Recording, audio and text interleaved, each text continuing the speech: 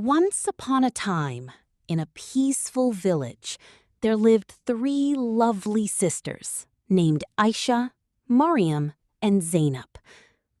Ayesha was the eldest and very wise. Maryam was kind-hearted and caring, while Zainab, the youngest, was cheerful and playful. One day, the three sisters went for a walk in the forest. Along the way, they found a small, injured rabbit. The little rabbit was trembling in pain. Ayesha carefully examined its condition. Maryam gave it some water to drink, and Zainab made a soft bed of leaves for it to rest on.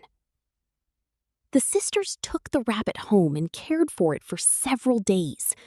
Slowly, the rabbit recovered and became healthy again. One morning, it happily hopped around them as if it were thanking them for their kindness.